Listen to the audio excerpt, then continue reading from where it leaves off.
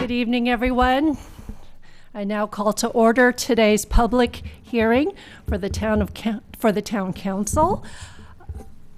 It is June 6th. As you can tell, I'm already tired. It's June 6th, and I'm now calling to order.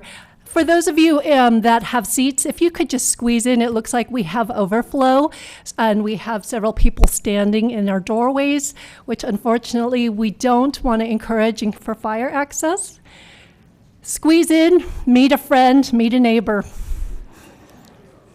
Okay, Madam Clerk, do you mind calling tonight's roll call? Thank you and good evening. Councilmember Steve Leonardis. Councilmember Marcia Jensen. Here. Councilmember Barbara Spector. Here. Vice Mayor Rob Rennie. Here. Mayor and Chair Mariko Sayok. Here. As is customary, we begin every meeting by introducing one of our young students from the community. And today, I have the pleasure of introducing to all of you, Tanya Chang. Tanya, do you mind coming out?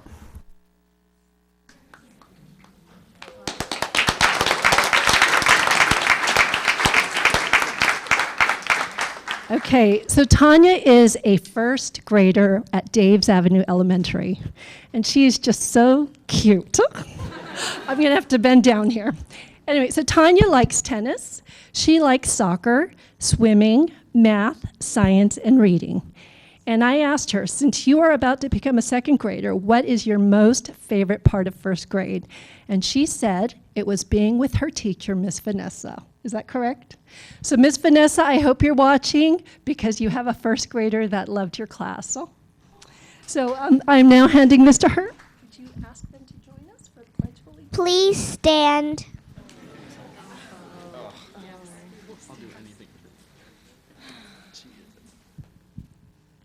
I pledge of the allegiance to the flag of the United States of America and to the republic for which it stands, one nation, under God, indivisible, with liberty and justice for all.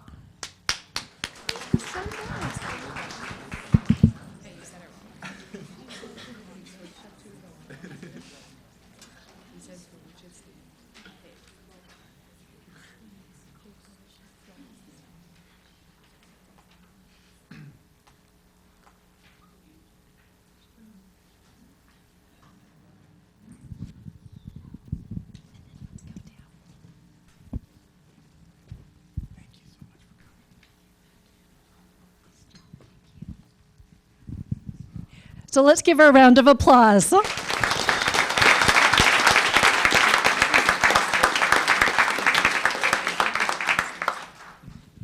Okay, so following that theme, tonight we have 3 presentations, and they are all centered around the positive things that are happening with our youth community. And the first thing that I am very, very excited to do is to introduce those student commissioners that have served the town for the past 2 years. It is their end of term for either a 2-year term or they are graduating. And for this, if I can ask our interim chief, Mike D'Antonio, to join me.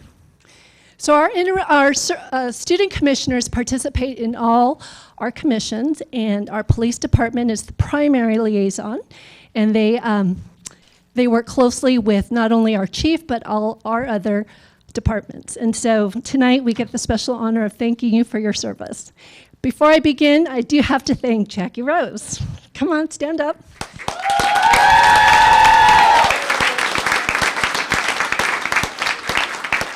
She makes sure that these kids have such a rewarding and a unique experience, and we owe her tons of gratitude, so thank you. Okay, so the first commission that we have student commissioners on is our Community and Senior Services Commission, and they helped this commission develop our age-friendly initiative to submit to our World Health Organization, which are hoping to receive soon. And so for that, Vincent Mann.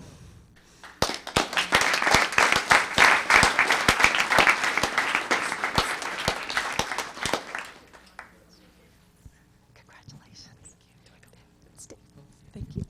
Okay, on our library board, we had Molly Morgan.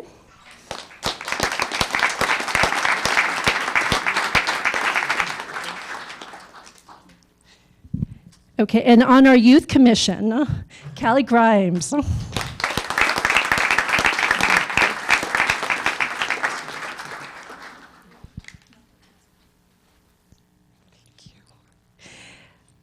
Shania Nagendran.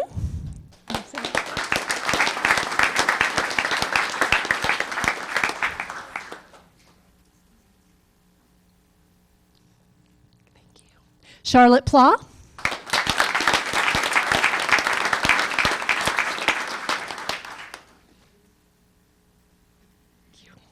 And Tommy Seaman.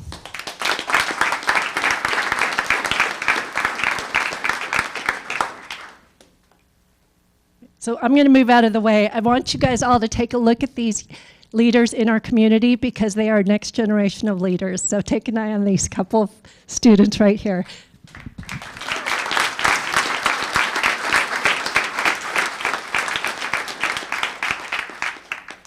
Okay, and before they move on, they have the floor now. Mr. Seaman, Chair. All right, hi everyone. My name is Tommy Seaman. I'm the chair of the Los Gatos Youth Commission, as the Madam Mayor said. So at today's meeting, we are presenting the Youth Friendly Business Award of the Year. So for this year, the Los Gatos Youth Commission, we voted Cafe Dio as the Youth Friendly Business of the Year. So Cafe Dio opened recently, but they've been very friendly to youth. A lot of times, I'll go to Cafe Dio, or a lot of my friends will go. They have student discounts. It's a great place to study, talk with friends, all ages, high schoolers, middle schoolers, elementary schoolers will go there. So, the Youth Commission saw that, and that's why we decided to present Cafe Dio with the Youth Friendly Business of the Year. So, Kevin from Cafe Dio is here, and congratulations.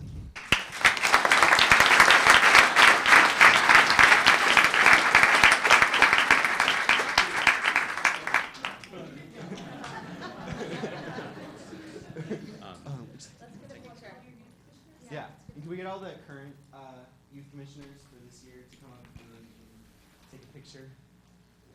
With, yeah.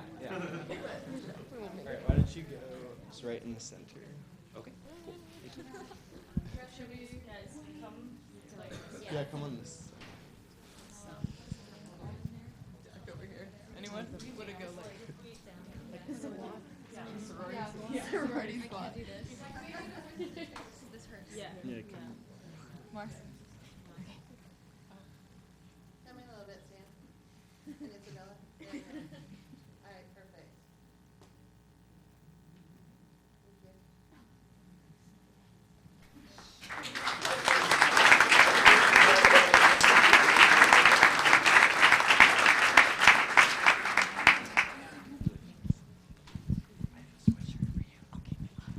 And in case you're wondering why they're sporting such fancy clothes, those are the official sweatshirts of this year's next year's youth committee. And so again, this is a small token of our thanks for all of their efforts to help represent the youth community and their needs and their concerns for the town of Los Gatos. Finally, our third presentation, I now turn to Director Morley. Another initiative that we have been working on that supports our youth community is our Safe Routes to School.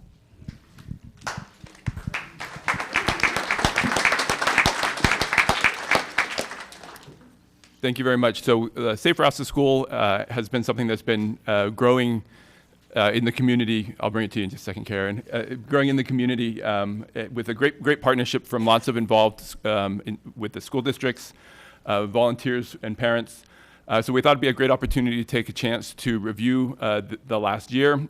Karen Briones leads the charge for us and carries much of the load. And does some wonderful things for us. So we'll let Karen do the presentation, and we'll turn it to her from here. Thank you. It's an honor to be here, and I thank you for your time this evening. Thank you. As you can see, we've had a very busy year with Safe Routes to School, so we're just going to go ahead and it's an opportunity, since I'm so excited that there's so many youth here tonight. A lot of these kids I know walk and bike and skateboard and scooter. And thank you to the Town Council for your ongoing support in many, many ways for us. So as I said, it's been a very busy year. It's been a very active year, and our logo definitely describes that. As you can see, we both walk and bike. It doesn't include skateboard and scootering, but we have that also. We started the school year off with a campaign called Where Will Your Feet Take You? And so we're going to see where did our feet take us this year.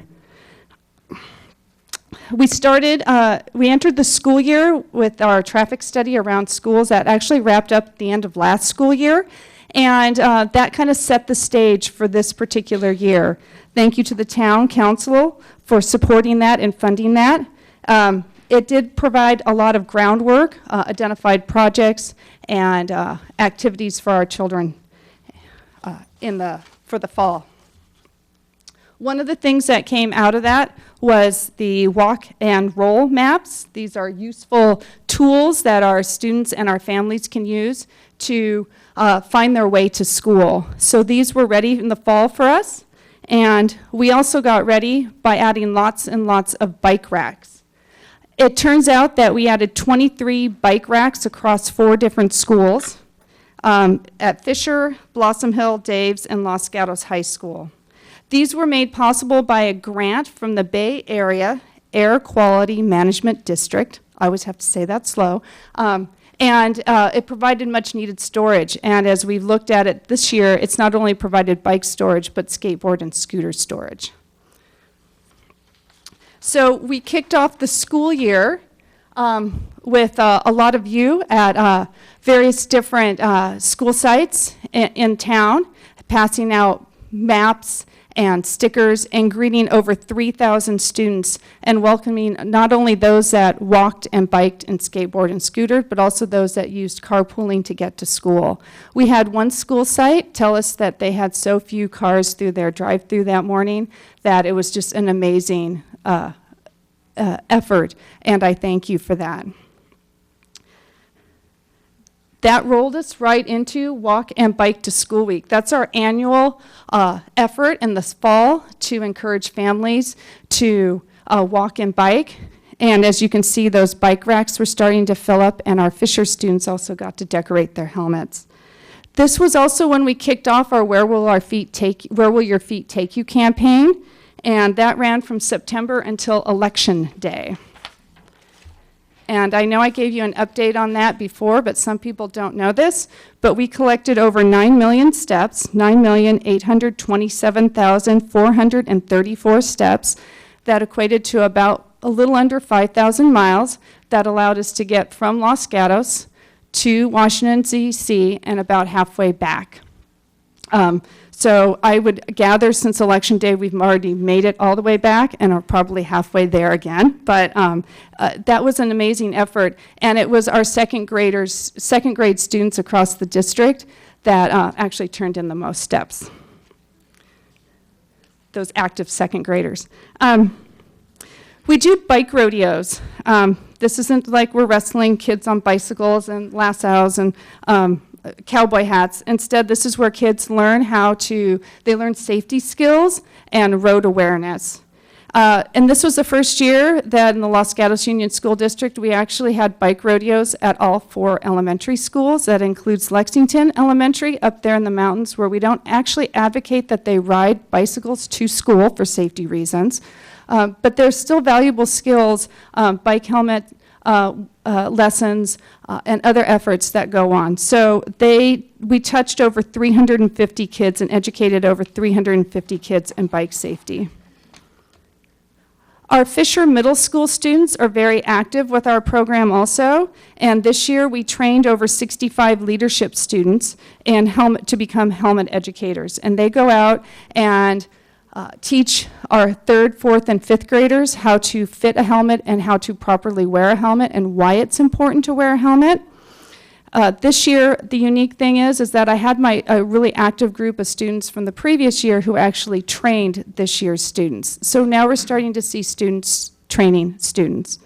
So they ended up educating most of the 4th graders in the district, again, about 350 some students, along with doing some community outreach. Our Fisher Middle School also has a very vibrant video production class. And for the video production class, they were tasked with a bike safety video that we're going to show at the end. But Assistant Principal Paul Brennan and the teacher of the video production class, Jim Fredette, worked with the police department at Safe Routes to School to provide input towards our video. So you'll get to see that in just a minute. We also worked with second graders and kindergartners at our elementary sites to teach pedestrian education, and that also gives them some road awareness and traffic awareness. In the spring, we do Take It to the Streets, which is our efforts to get kids out for the nice spring weather, even though we had a lot of rain and wind this year. And up there at Lexington is where we did the bike rodeo this year, and our bike racks, our adult bike racks, you can see there's a sign there. This is where your bikes go. That was for where our adults were supposed to participate in the fun. We continue to have some community outreach, so not only do we try to educate the youth in our community, but also the adults that work with our youth, mostly our parents. So we had a group of helmet educators out to Spring into Green, and we had it was in January, the Community Partnership Student and Traffic Safety, and we provided a lot of feedback and outreach and dialogue and conversation about safety. This all happens because of our fabulous Safe Routes to School volunteers. This would not happen without them. I can only do so much on my own, and if it's without their efforts and their time, we wouldn't have the robust programs that we do. So we also have a great partnership. Our Los Gatos Montserrano Safe Routes to School group formed into a nonprofit this year, founded by the town of Los Gatos Union School District, Los Gatos High School, and Hillbrook School. We continue to work with the Los Gatos Montserrano Police Department. Santa Clara County Fire Department comes and helps us with education also, along with the Santa Clara County Public Health. And our home and school clubs and our PTOs at our local school sites also provide us with much needed support. We've worked with the town commissions, mostly the BPAC, Bicycle Pedestrian Advisory Commission, I think I got that right, and Transportation and Parking, along with the traffic study around school, the Bike and Pedestrian Master Plan. They complement each other quite nicely and help us support our community. And we continue to grow our program by adding a full-time volunteer up there at Lexington, along with St. Mary's is joining our efforts, and we continue to grow our community outreach. So we look forward to the future for next year, to continuing our partnership. Hopefully you can all join us on the first day of school and pass out maps and greet students. It's a lot of fun. If you're interested, please reach out. We're working with all of you for supportive infrastructure, along with expanding our programs, both in education and encouragement. And we're hoping to see more kids walking, rolling, biking, skating, scooting. And this is what we get at the end. We get happy, healthy children who are active. And so that is what we've been doing this school year for Safe Routes to School. And as we queue up the video, I'd just like to mention a few people by name since they're here. So in addition to Karen, the police department is super supportive, so thank you to the chief for allowing that, and especially to Kalipo for being hyper involved. Thank you, Kalipo. And Thomas Cook is here, as well as Superintendent Diana Abadi. And Diana, do you have board members here as well? And thank you for being here and for the support of the school district. And I think we have a quick video. It's about a minute and a half.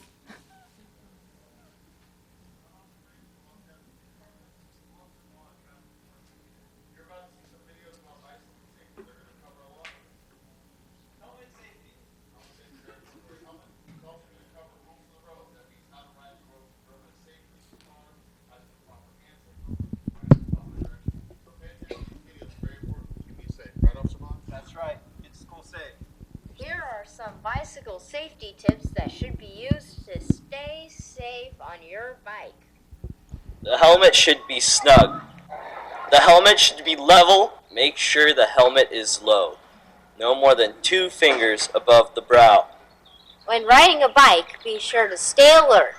Watch out for obstacles, listen to traffic, and always stay focused on the road ahead of you. If you are younger than the age of 10, you should ride on the sidewalk. When it comes to riding on the roads, you should always ride in the direction of traffic.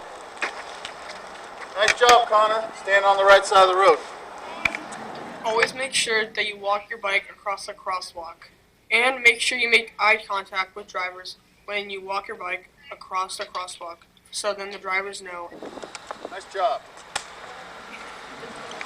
Always signal to others. If you wish to turn right, put your right arm out. If you wish to turn left on the road, put your left arm out. If you wish to stop on the road, put your arm out with your hand pointed down. If you follow all of these instructions, you can be safe on the road. Thank you for watching. Stay safe.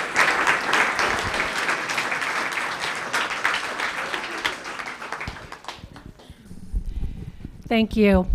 And actually, I see a bunch of youth commissioners leaving. So I am actually going to do a quick change of order because under verbal communications, we have ratification of our incoming youth commissioners. I know people are anxious to get going because it's finals. So I'm going to go ahead and ask council, can we look at our verbal, our consent items, actually. These are items that are normally just voted on without further discussion and deliberation. And right now I have 11 items on my consent. Item number 6 and item number 7 will be pulled unless I see anyone else that would like to pull any other agenda items. I look to my council members for action on consent. Yes, Council Member Jensen. Move approval of the consent calendar exclusive of items 6 and 7, and congratulations to our outgoing commissioners, youth commissioners. Thank you very much. And Second. congratulations to our new youth commissioners. Okay. So I hear a vie for our second. So Council Member Spector seconds. All those in favor? Aye. Aye. Anyone opposed? So it passes unanimously 4-0 with 1 absent. And so for those incoming youth commissioners, can you please stand so we can recognize the commitment that you will be doing for your town for the next 2 years?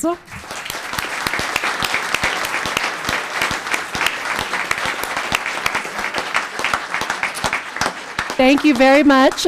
And I know it's finals, so please feel free. You're welcome to stay, but you're also welcome to also go home and study. Thank you. Okay. My keys are in there. Thank you. I'm excited.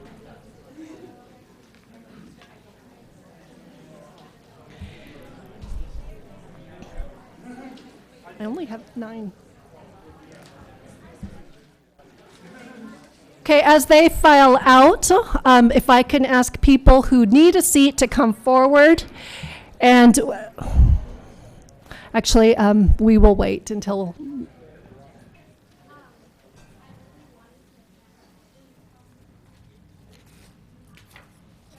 Okay, we are now closed session report. Mr. Schultz, can you provide closed session report? Yes, good evening. Prior to regular session, council met in closed session to discuss real property negotiations and also discuss litigation. No action was taken that requires reporting under the Brown Act.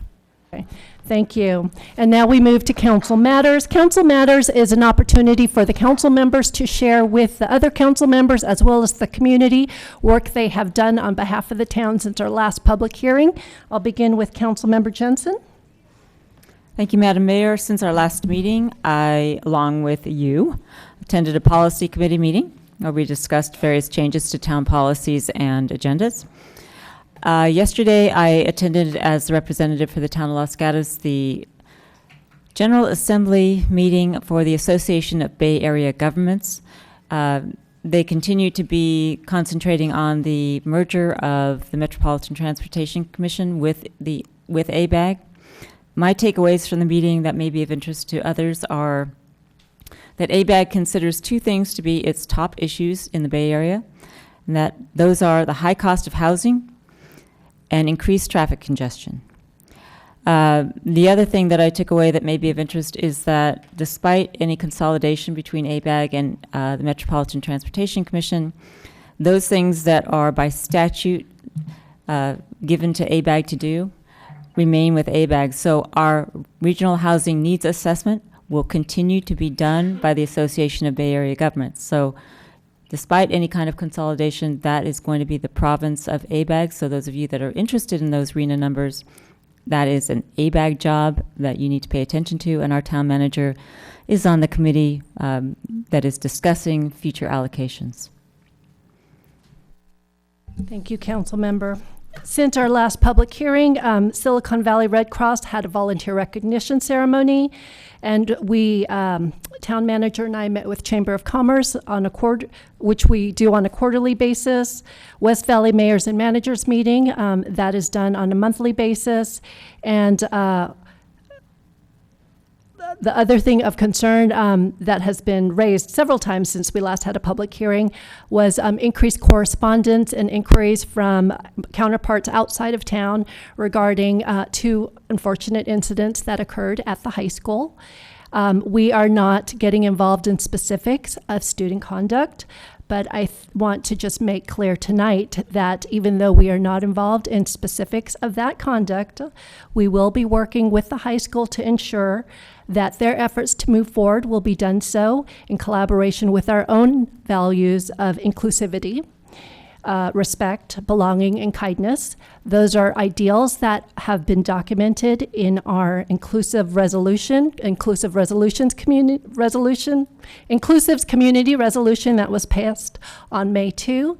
And we will look to see what further efforts we can do in collaboration, not only with the high school, but other community organizations that wish to continue a dialogue on this effort. Okay? Vice Mayor.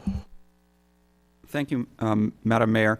On 5/18, I attended our farewell get-together for our Assistant Town Manager, Kay Weiner. And on 5/23, I chaired the Silicon Valley Clean Energy Executive Committee of the board meeting.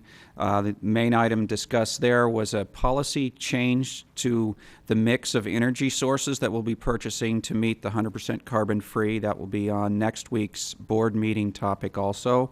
On 5/25, I attended the Silicon Valley Clean Energy and Sustainability Conference for the first part of the day. That was as my role as chair of the Silicon Valley Clean Energy Authority. They sent me to that conference. Later in the afternoon of that day, I also attended the Emergency Operating Area Council, where I represent the West Valley cities and the South County cities. That's chaired by Supervisor Wasserman.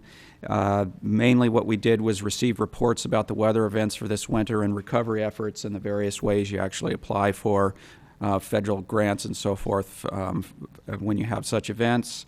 On June 1st, I represented the West Valley cities on the VTA board, filling it as my role as alternates. The main was absent. The main topic, 2 main topics, I guess, was budget, and they're having shortfalls that they need to fill due to declining fare box recovery and declining sales tax revenues. The solution temporarily for this budget was to not transfer $20 million from their general fund into capital projects and instead to borrow funds for the capital projects that were planned. The second topic of interest was a new fare schedule where they're increasing fares pretty much across the board for 2018 and again in 2019. As part of my role representing the West Valley cities, I argued for and supported a motion to increase the fee to the community college students to $20 a year right away and hold it there for 4 years instead of the staff suggestion, which increased it over several years to $40. This was a plan that was supported by many of the De Anza students that spoke at the meeting, and it passed. And then today I also met with the CEO from the Silicon Valley Clean Energy Authority for my monthly meeting to plan the board meeting for next week. Thank you. Thank you, Vice Mayor. Councilmember Spector. Thank you, Madam Mayor. Since our last meeting, I also attended the farewell event for Acting Town Manager Kay Weiner. And also since the last meeting, I want to point out that the downtown Los Gatos and businesses throughout our town received accolades not only from the San Jose Mercury, but from the San Francisco Chronicle. And so kudos to our entire commercial community. Manager Pravetti. Thank you. Well, along the theme of our downtown, I just want to remind our community that we are doing the temporary Wood Road closure on Saturday and Sunday, and this is a circular drive, so there will not be access to southbound 17. Access up Wood Road and back into downtown is being provided. The closure is Saturday and Sunday, and holidays 9 to 3. So what we are advising is to please come downtown, enjoy our shopping, enjoy the restaurants that are there, and if you are heading to the beach, Highway 17 is your best bet. In addition, on July 1st, we are holding the Red, White, and Blue block party, so you'll start to see these signs around. This is an event on Saturday. We are closing portions of Santa Cruz Avenue, and we'll have lots of fun activities. And in addition, on July 4th, you'll start seeing these posters around as well. We are doing Symphony in the Park at Oak Meadow, so this will be on Tuesday, July 4th. So please come and join us for those celebrations. And then finally, we are moving to our Sunday library schedule, which means that the library will be open from 10 in the morning until 3 p.m. Thank you. Manager Pravetti. Okay, as I mentioned, there were 2 items that were pulled off of our consent calendar, so those will be heard next. We are starting with item number 6.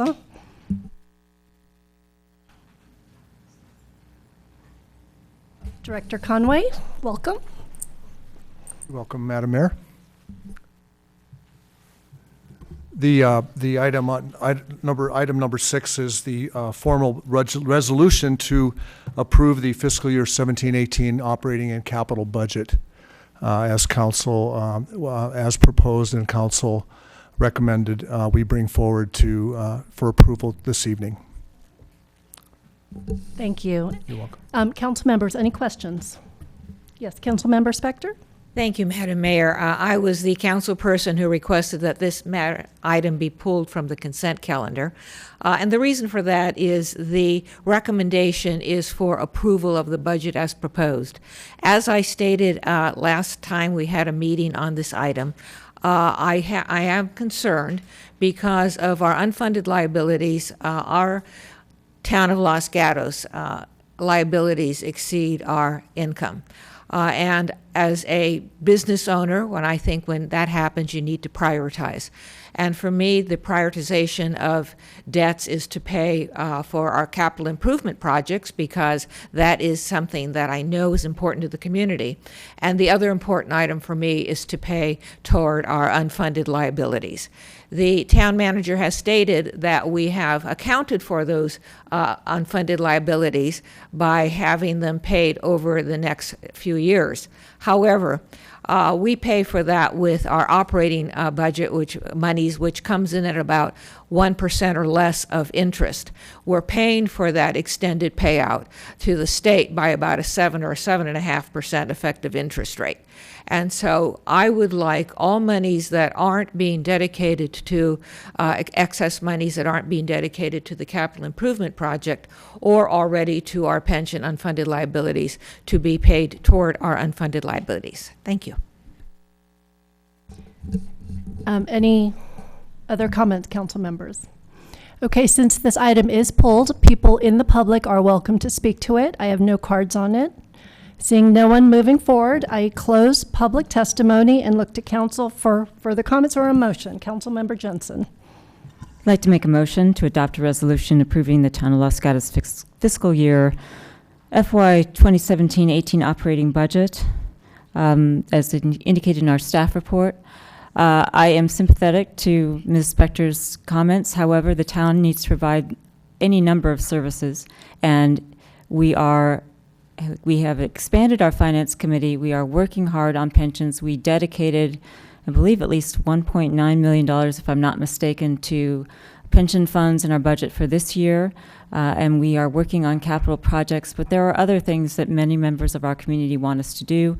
And if we dedicated all of our money to simply paying back the debt, even if we did that, we wouldn't pay it back. So at some point, we're going to have to be managing our money in a way that's responsible, and we had a number of discussions on this budget, and the council came to this conclusion at our last meeting, so my motion is to approve.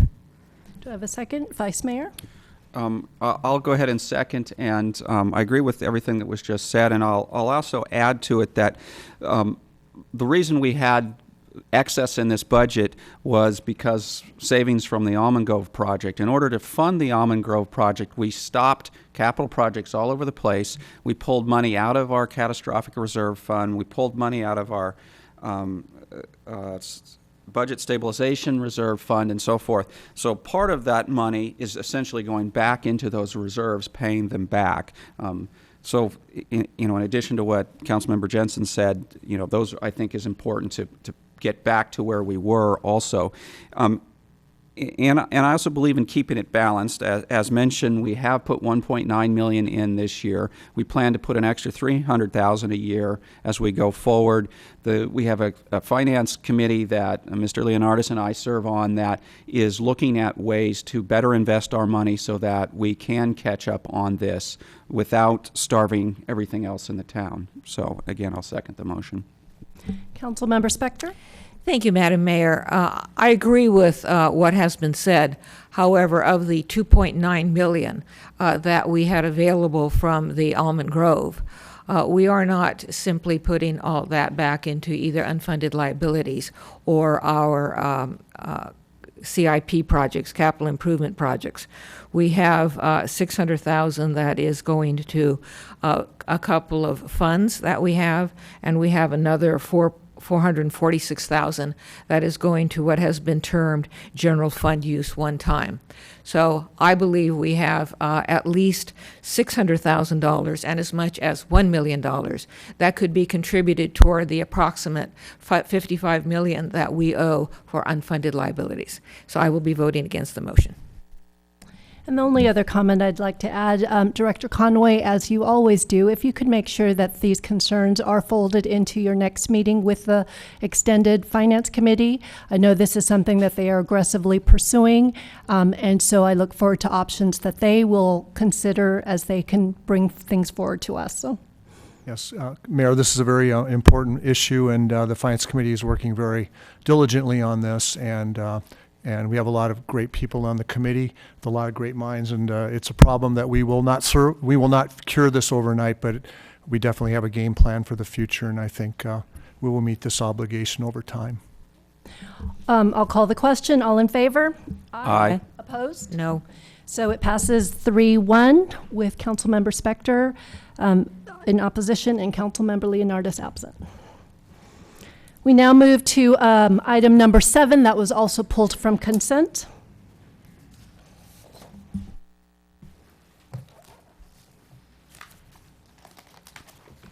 Good evening, Matt Morley, Director of Parks and Public Works. Item number 7 is a public works project to reconstruct a sidewalk, an elevated sidewalk on Kennedy Road at Stony Brook. This plan is a long time in coming. The sidewalk has failed, and ultimately the roadway will fail. It's being held up by a retaining wall, a wood retaining wall that's rotted out. So it's, the project is something that needs to be done in order to provide a pathway along Kennedy for folks to walk. There's a significant amount of permitting that's required from Fish and Wildlife in order to ensure that the project is done and not disturbing the wildlife that could be present there. And there's a structural work that needs to be done in order to support the roadway long term. Ultimately, this will be a great project that's supportive of the town's transportation mobility efforts, and that will conclude my report. Thank you, Director Morley. Council members, any questions? Okay. I now open public testimony for this matter. And the first is, and I'm going to ask you to excuse me if I mispronounce it, Fezi Caravello. So when you come forward, yes. So just for those that do intend to speak tonight, I ask you to come to the podium. And then at the podium, if you can restate your name. so that you are on record. You will have 3 minutes to speak. The yellow indicates 30 seconds remaining, and the red indicates that you're finished. Okay? All right, thank you. Yeah, my name is Fevzi Karaveloğlu.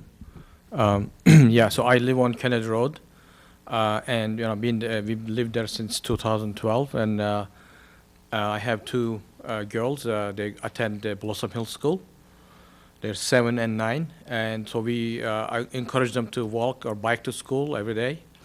And that's the sidewalk that you just mentioned has been obviously a concern for us.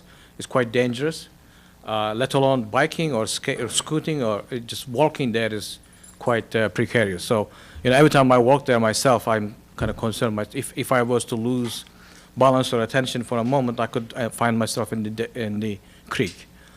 So this is basically a point of view of a number of my neighbors. Some of them are represented this evening, some of them who could not make it this evening, but this has been something that we've been discussing in the neighborhood. And so I would definitely like to see this sidewalk, repaired. As I understand it now, it is also impacting the safety of the road itself, which is obviously another reason to finally fix the sidewalk and the retaining wall. So, thank you. Thank you. Council members, any questions? Yes, Council Member Johnson. Sorry, if you could remain there in case there's. I'm sorry, and you do have Thank you. one I just wanted to make sure. I hope that I understand. Are you the person that pulled this from the consent calendar? Did you ask to have a public hearing because the consent calendar? I understand you just say you're supporting it. Yes. And so the consent calendar, the council would have the option to approve it without discussion. So I'm just curious, are you the person that wanted to discuss it? I'm not sure. I did fill the card and put it in case, Okay. Yeah. Okay, but you are supporting it, and your neighbors that you're aware of are supporting it as well? Yes, all our neighbors who live on that side of Kennedy Road. Okay, thank you. Yeah. Okay, thank you. Oh, one more question. Sure. Yes, Councilmember Spector. Well, maybe, I'm going to see, I do have a question. Thank you, Madam Mayor. I just want to ask staff if this goes forward as a consent calendar item or now as something that's pulled from the consent calendar, it would be approved. Either way, it will. Either way, depending. So now it gets a council vote, but assuming that the council votes to approve it, then it will continue to go forward. Yes. All right. Thank you. Okay. And so for those in the audience that is new to this procedure, usually on consent, as Councilmember Johnson had said, things are placed on there that is intended for approval. But if you would like to speak to it and have a full discussion, you can pull things as we are doing now. This has been pulled. If you would, and I have other cards for it, if you would like to continue to speak on it, you may do so. If you feel that what has been said is sufficient, then you may pass. So it's up to you. I'll call each one, and it's your decision. Thank you very much. Thank you. The next card I have is for Janet Bajorek.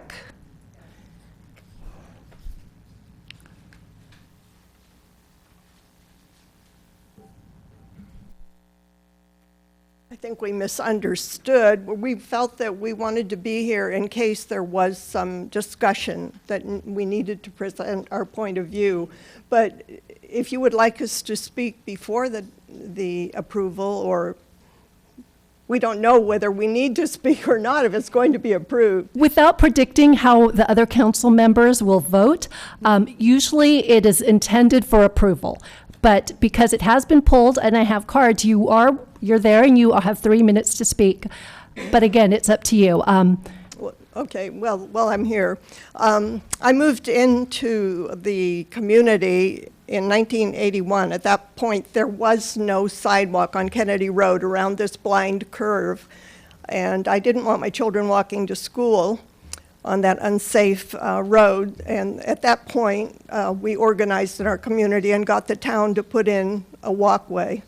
It was made of wood, however, and has only lasted 34 years. And at this point, when I asked to have it repaired 3.5 years ago, I was told that it was not repairable because it's collapsed and there's not a good understructure. And therefore, we kind of went, and Mr. Morley was very effective with the town engineer in having a new walkway design that will be made of concrete and steel and should last forever. But if this is not passed, our community has a very big problem. We have no way to walk out of our community. So it's extremely important to not only the homes in Surrey Farms, but all the homes to the west of us, because people do use this path for walking dogs, jogging, children go to school there, and it's our only way to walk on Kennedy Road without getting killed, basically. So to those of us who live in that area, it's extremely important. Okay. And hopefully it's approved. Thank you for speaking. Any questions? Okay, thank you. Chris Bajorek? I'm here also in support Okay. of the improvement. So, Mr. Bajorek, I'm sorry, I have to follow procedure. You may just state support and leave it at that, or you may come forward and speak on the record. I think it's sufficient for me to indicate full support. Okay, so let the record show that Mr. Bajorek is stating support. Thank you very much. Jill Fordyce? If record can show that Jill Fordyce is supporting the project, and Georgette Harrell. Georgette Harrell. Okay, thank you, and let that record show Georgette Harrell is here for support. Okay, thank you for those testimonies. Council members, I close public testimony. Would anyone like any, yes, Council Member Johnson. I'd like to make a motion, if I may. Yes, please. My motion is to approve the plans and specifications that are for the Stony Brook Kennedy sidewalk improvements as are contained in our staff report for the reasons that are indicated in our staff report, for the public testimony, and also it's quite appropriate given that we had a presentation on safe routes to school and we've heard a lot about access on Kennedy and its main route, that we would improve that walking and biking facility on Kennedy where it's very important. Do I have a second? Second. Vice Mayor seconds. All in favor? Aye. Aye. Passes unanimously 4-0 with Councilmember Leonardis absent. Okay. Thank you. So we now move to verbal communications. At this time, if you would like to speak to an item that is not on the calendar, you may do so. Just a reminder for those that would like to speak, this is these are for items that are not on the agenda, so you may raise something. However, the council will not be, we cannot respond. And so it really is 3 minutes to share information with us. So. Okay, first speaker, Ryan Finchel. Good evening, Madam Mayor and council members. My name is Ryan Finchel, and for the record, I reside at 115 Loma Alta. And I think I have a group of us here. I'm not sure where everyone is, but I am speaking in support of permit parking on Loma Alta Avenue due to the high school students and lack of parking at the high school.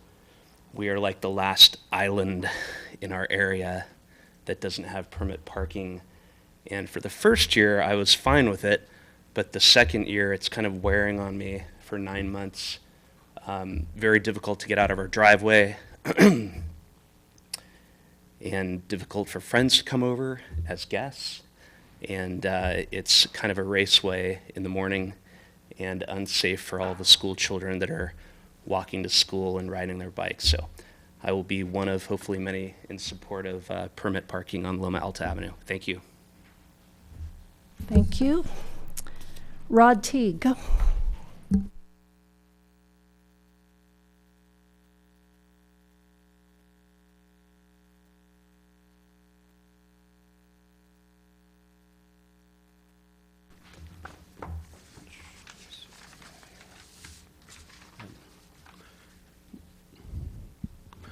Madam Mayor, council members, thank you for your time. My name is Rod Teague, Johnson Avenue, and I'm speaking on behalf of amending the specific plan. And 3 years ago, when I decided to take time to understand the North 40 proposal along with the specific plan, it was evident that this project was going to be town altering. I listened to the promoters of the development because I wanted to understand what was being sold to our town under their proposal. The result from the current proposal is exactly why it is so critical to revise the specific plan now. I don't think we would be here today had housing been made attainable to young professionals under the plan, rules of intensity been honored, look and feel, open space, and realistic solutions to schools and traffic. I think this project would be well underway had all that been delivered.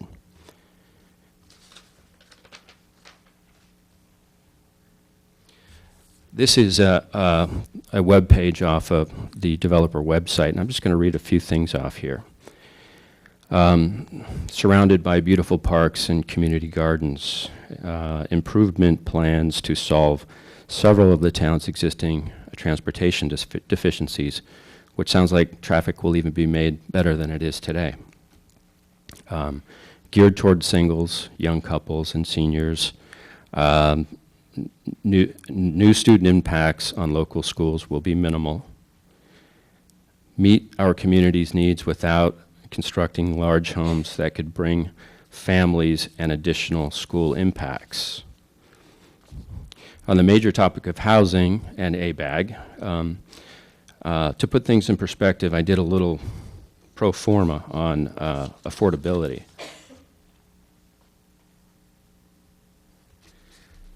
And as you can see here, that it's if you had a 1,500 square foot home, which the homes are starting out at 1,500 square feet, at $800 a square foot, which is rather conservative, you would have a purchase price of $1.2 million.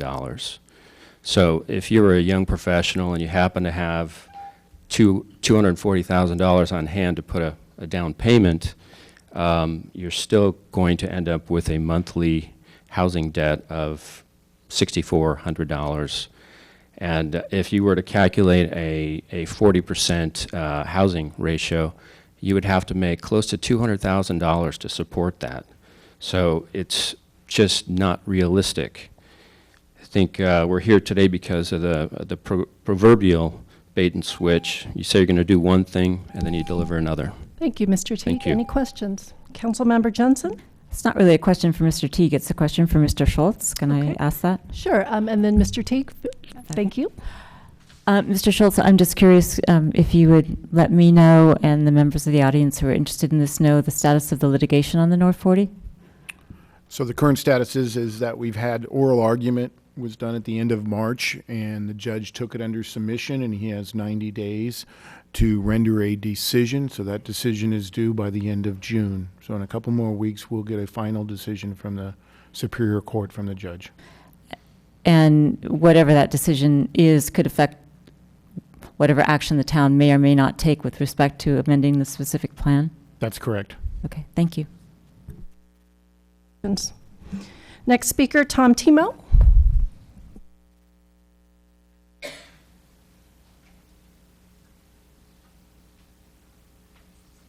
Tom Timo, also Johnson Avenue.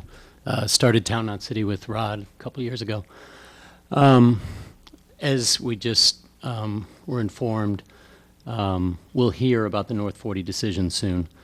One of a couple things is going to happen. One, the judge is going to overrule the authority of the town and say that you have to accept this proposal, right? Then, well, I'm not allowed to ask questions, but on the one side. The other side is that they'll be told, no, we're going to uphold what the town council decided. In that case, Grosvenor, as they're already indicating through their website, through public discussion, they're going to come back with another proposal. They'll add some Mediterranean tile, they'll make the, they'll add some affordable units, they'll do some things that will make it a little more appealing. But fundamentally, they won't fix the flaws that are in the specific plan. Unless you address and change those things and start the process, you're going to be right back where you were before. They're going to move lightning fast to have another proposal in front of us. And we need to start the process of changing the specific plan. Also, myself, I serve on board of directors, and many times I've cast dissenting opinions, so I respect the two of you, even though I disagree with you on your dissenting opinion. Once it was made law, it's now 5-0. It's all of us the town council, the town, we have made a decision as a town to not accept that proposal. And we need to think of why did we not accept the proposal and look at the specific plan and work together to make it better. We do need affordable housing in this town. $1.2 million is not affordable. That's not affordable. Let's get millennials here. Let's put a whole bunch of studio apartments or one-bedroom apartments, not $1.2 million residences that people can't afford. Let's fix the things that are wrong. Let's spread the housing out across all 40 acres so it doesn't all just hit on one side of the school district boundary. We know all these things we need to fix in it. Let's just, the planning commission's heard them. You have thousands of pages of emails and that were sent to you during this whole process. Let's start that. Let's get it on the agenda here. And in some ways, maybe I'm doing the developers a favor by asking that you start the process as soon as you can. Because we need a specific plan. We need something on the North 40 that works for the town, because ultimately it's going to be developed. And what we don't want is what we saw before or a very minor modification of what we saw before. You heard the town. It was overwhelming. What was it, 92? You counted up your emails. How many were in favor? Not many. Please go back. Fix it. Make it right. Start the process. That's what we need, because we're going to have something there. Let's get something that works for the town. Thank you. Next speaker, David Weissman.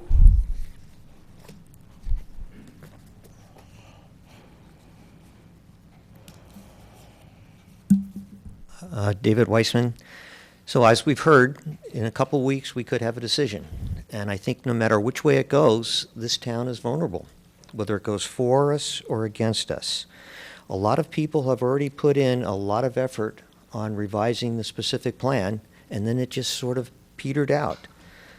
But we can't do that. I think we've got to finish that, because if they come back tomorrow for the north part of the North 40 or after the court decision for the south part, we're still sitting here with our pants down.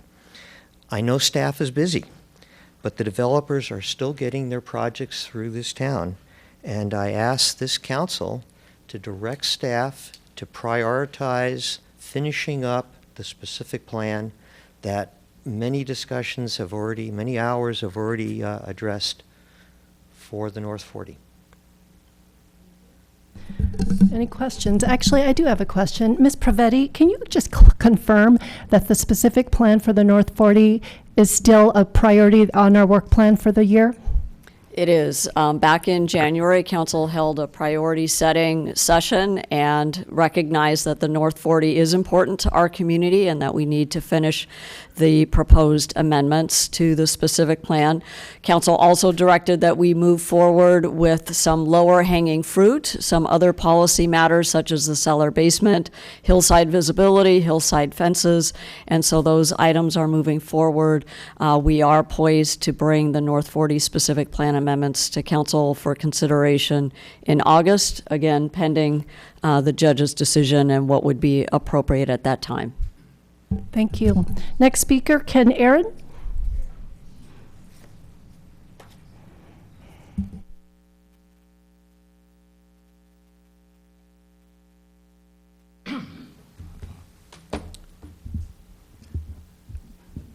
Good evening, Town Council, Madam Mayor, prior mayors, everyone. I, first of all, live at 108 Ann Arbor Court, for the record. And I think for all those who know me, I will tell you that I fully appreciate and respect all of the intelligence and hard work and effort all of you have done over the past few years. This is my first rodeo in front of you, but it's extremely important. We've just heard a few arguments that were just eloquent regarding the specific plan revision of the North 40, and you and the Planning Commission and many, many, many citizens have put in an awful lot of work over the past several years to get this thing. And I don't think I need to preach to anybody about the importance of its revision. And I think that August is way too late. June 30th, we're going to have a decision. The town could lose. And if we don't have another specific plan in place, then the town could lose again. I don't think we can afford that. I know that there's a lot of other issues going on. We maybe have to readjust our priorities, but today's the 6th. We've got, what, 24 days? Maybe there's some citizens that can help. Maybe there are some legal issues that need to be set aside so that they can be reviewed and then in the revision. I think the revision's been fleshed out pretty much. Just needs to be done. Just needs to be done. So thank you, and hope we win. Thank you. Next speaker, Roy Moses.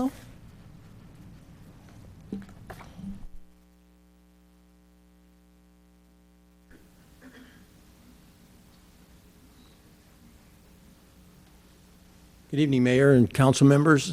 Nice to see you again. It's been a few months. I missed you. I hope you missed me. Anyway, a couple of my cohorts, you know who we are. We're talking about the North 40. And so my question, I have many things here that were very similar to what they're going to say. So I guess my main question is, you should never assume anything in whatever we do. Never assume anything. And I think we assumed that this revision for the specific plan was going to be accomplished in plenty of time before we got a decision regarding this lawsuit that's against the city. And like my cohort said, if we do not have that in place, we're in more trouble and maybe in deeper trouble. Because the citizens of this community, as you know, and as somebody pointed out, all the emails and everything that you've received, we are still intact, we're still together, and we'll battle. We want what's right for the city, and I know you do. I would not want your job. I appreciate all the sacrifices and things that you make to listen to all of our emails, read them, and to listen to us here in the council and go through this whole process. But the North 40 is the major project taking place in this community coming up. And we know it's going to go through. And I have many developer friends, and I want people to develop. But the citizens have a right to demand what is right for this town, the look and feel of this town. The major thing that I look at right now is not that we're going over a cliff, is that we're going 100 miles an hour, and we're going to hit a big mountain. We've already hit part of it. The snagged, gnarly traffic that's in town. I live here. I travel through this town every day. All the services that are going to be needed for all the added people that are coming here. The schools are impacted. They've been building the extension over at Los Gatos High School, and it's been going on for a couple of years. It may go another couple of years before that's going to take care of the additional students. You know we've done the specific plan. We sat here with you page by page, went through every item, and we came up with ideas, and you agreed to that, and you passed it. You turned it over to the town council, to the town staff, but no date was set as to when that was going to be completed. A big mistake on our part for not demanding that. They are overloaded. Hire more people. If you want a committee there's many of us that have talked. We'd be glad to come in here and go to work with you 6 nights a week or whenever. Not everybody would be here the same night, and help you put that together. But it needs to be put in place. And we would really appreciate anything that you can do to continue the process that we began many months ago. Thank you for all you do for the town. We appreciate it. Thank you. Susan Buxton.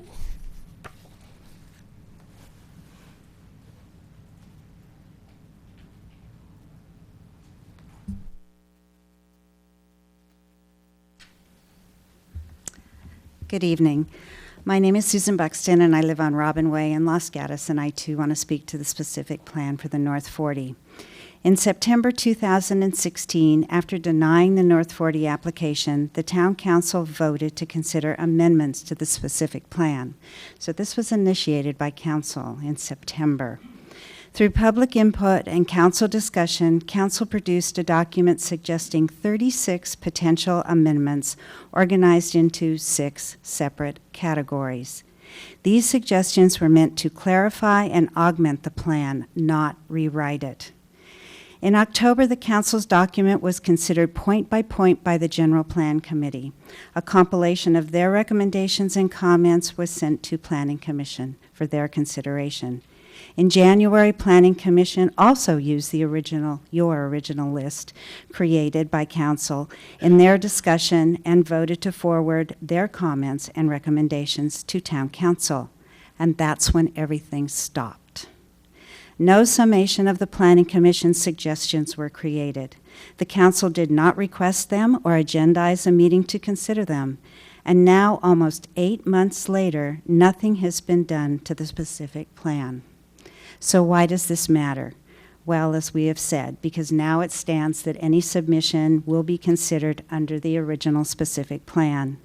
And we often forget that there are 40 acres to be developed, not just the Lark District, and an application can be submitted at any time. The developer whose application was denied may still have plans to submit an application for the adjacent acres formerly known as the transition area. Perhaps that is why they were so opposed to amending the specific plan. I urge council to agendize the consideration of the specific plan amendments as soon as possible. We do not and cannot know when new applications may be considered, but we need to protect our town, and we need to protect it through an amended specific plan. Thank you for all you do. Thank you. Sandy Decker?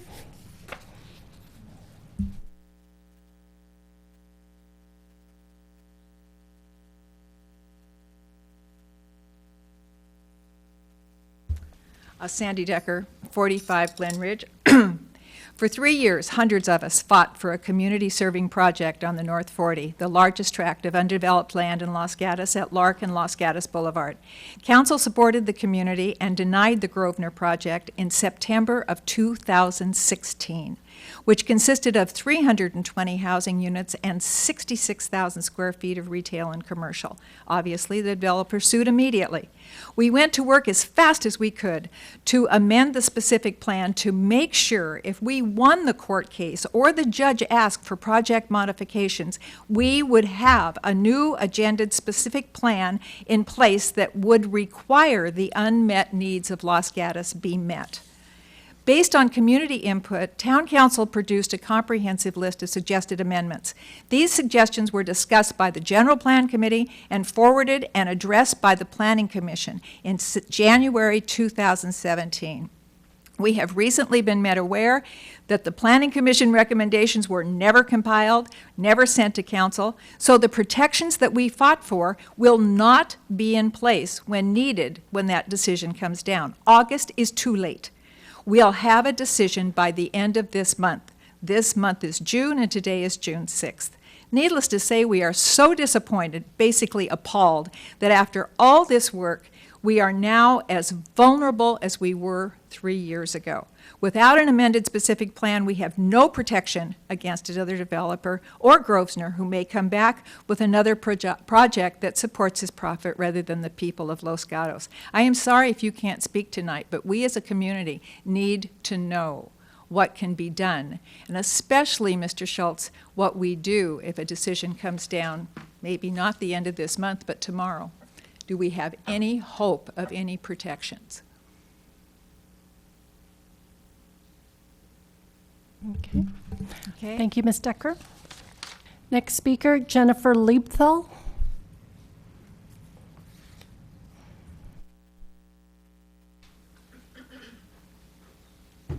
Hello, my name's Jennifer Liebthal, and I live at 104 Loma Alta, and I'm here to ask for the town to consider permit parking on Loma Alta. I've lived on Loma Alta since 2000, and when I moved on the street, there was not a parking issue there, and it's only been in the recent past couple of years where we have parking issue. I'm unfortunately one of the houses that does not have a driveway, so during the day there is nowhere for any workers, my family, myself, friends to come and be anywhere near a house. If they stay for under 90 minutes, then they can hopefully find a spot on one of the side streets or on Johnson that has permit parking. Or they have to move their cars, which is what they actually do, because to actually park on Loma Alta, they have to park all the way on the top of the hill, the first hill on Loma Alta, to get any even a parking spot on Loma Alta during school hours. Also, just one thing to note, I know that Johnson got permit parking, and when Johnson went to get permit parking, they actually asked the residents of Loma Alta to sign in Lower Loma Alta, and they did. However, we never got permit parking there. I mean, a lot of people did, not everybody. And also, there's more driveways on Lower Johnson than there are on Lower Loma Alta as well. I got a letter a while back saying that you were considering permit parking for Loma Alta, and I think everybody in the neighborhood was super excited. And then we got a letter saying, never mind, it's not going to happen. So I sent a letter to everybody on next door on Loma Alta to see if there was support for permit parking, and I got an overwhelming response that there was. So I know a lot of people are here to speak on this, but there are also probably more people who are either here and not speaking or who could not come tonight. I don't know if it would be something that the town can consider, but maybe permitting just one side of the street, even on Johnson and some of the other streets that now have permit parking, to kind of ease and spread out the parking issue amongst all the streets. And I know you guys can't talk, but I don't know the process to try to how to make this happen. And I've written, I think you guys have gotten pictures from me. I've been writing for months, probably over a year on this to the town. And I really haven't gotten any response of what I need to do to try to help move this forward. So we're hoping that tonight we can somehow make this happen and get it on an agenda. Councilmember Spector, do you have a question? Yes, first of all, thank you. A question of staff. Can somebody meet with the speaker or report out to the public how this issue can be addressed? Well, as the council will recall, staff did bring forward a comprehensive approach to address parking in the neighborhoods around the high school. Council at first approved it, and then later it was reconsidered, and council declined to pursue the comprehensive approach. So at this point, we're essentially in suspense until our next strategic priority discussion, which will happen in December or January. Lieutenant Langer is our point of contact with our police department, and we'll be happy to meet with any resident who's interested.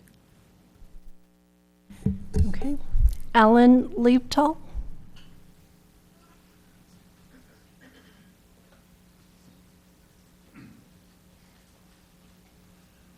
Hi, I'm Alan Liebthal.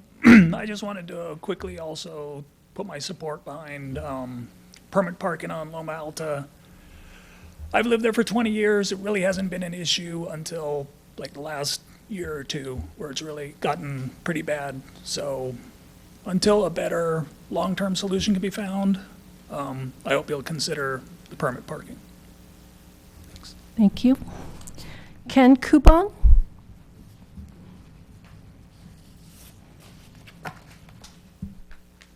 Ken Cubbin. It's a hard one. I live at 125 Loma Alta, and I'm right at the T where Cross comes in. I've lived at this address for 15 years, and I grew up in Los Gatos, and I support the requirement for permit parking. Let me give you some examples of why. My wife and I work from home, and ever since the permit parking in the surrounding streets was implemented, we find ourselves staring at cars all day long. From a practical point of view, or more importantly, our car has actually been blocked in on several occasions, and my wife had to cancel appointments because we could not get our car out. This was even after my wife parked strategically. We normally do not park on the street. We have a garage and we park our cars in it. But she got blocked in anyway by a Miata, which squeezed in 6 inches from her bumper and 1 foot over into the driveway of the neighbor's house. We're only talking about 40 cars. 30 is probably the average, and on 17 on trash day, because there's no other places to park when the trash is out in front of the houses. I know I've counted. I know which cars are residents and which are the students. It's hard to imagine the school or the city can't find a solution for 30 or 40 cars with all the churches, hotels, and other opportunities surrounding the school. So I asked myself, what happens on garbage day? Where do they go then? How did the student get to school before they could drive? Why now that they can drive? I think the school could maybe set up a system which would require students to justify their need for parking by completing an application, such as the distance they live from school, if they have a school sport or school activity or a job immediately after school, but make them prioritize it. I think if the school implemented this, the kids would adjust and the problem would solve itself. And kids, we talked about ride sharing today, so get on a bike. I can't imagine that they're having to be in the cars for that. The school could set up a shuttle system and give priority to leave actually before the school jam starts. They could even have a shuttle for the teachers. We're talking probably 30 cars, like I said. I see the same cars every day, which means they don't even try to park at the school. I also believe the reason they do this is because it's faster to walk to their car and drive from Loma Alta than it is to sit in 25 minutes of school traffic. If the permit parking isn't implemented, I know that I will begin to park my car in front of my house to at least reserve a spot for my friends or neighbors, or if somewhere I need to go. Not to be belligerent, but out of principle. If all the residents on our street did this, you guys would have to solve the problem because the kids wouldn't have anywhere to go anyway. I don't want my house valued at... Thank you, Mr. Okay. And just I'm to sorry, let you know, how did you say it again? Cubbin. Cubbin. So, Manager Pravetti, when you do meet with Loma Alta residents, if you could share the efforts that we are working on with the high school to try and address the congestion around the schools. And I do want to make a point. The kids are very I'm sweet. sorry, sir. I just, nothing against the children. Thank you. Lee Pennington?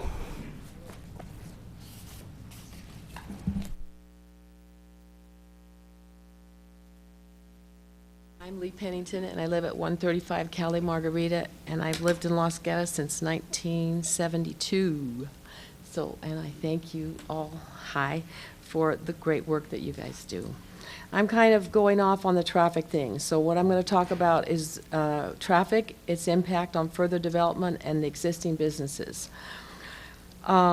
This is regarding the town traffic and Highway 17 and its impact on further development and the existing businesses.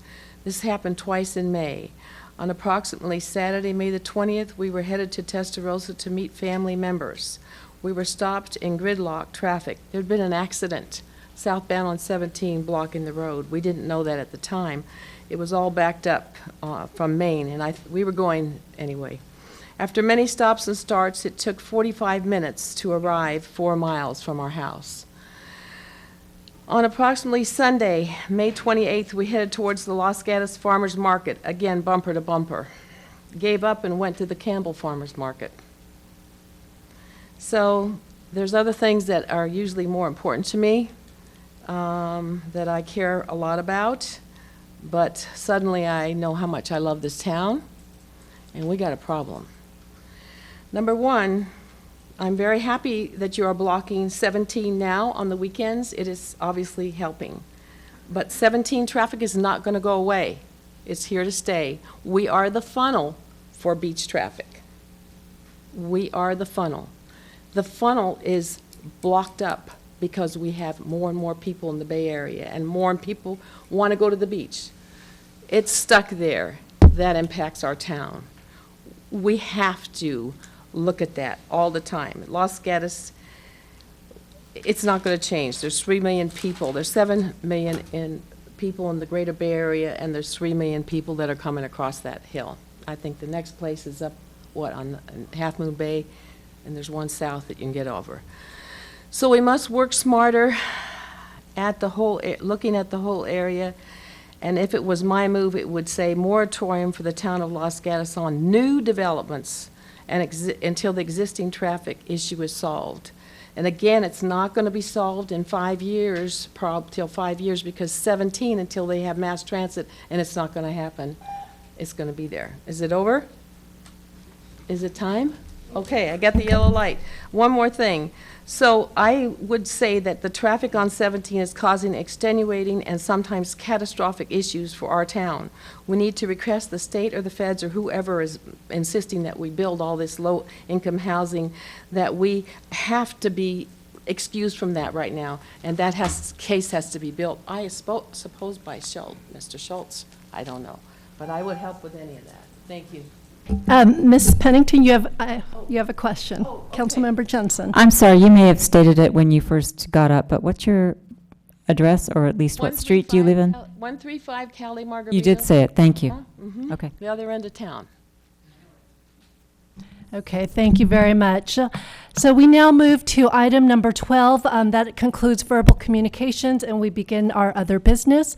We have item number 12, which is to discontinue coffee cart services in the library and repurpose that space for the Friends of the Los Gatos Library. Good evening, Madam Mayor and council members. I'm Dolly Goyle, the library director, here to talk about discontinuing our Actually, coffee cart services. Ms. Director, let's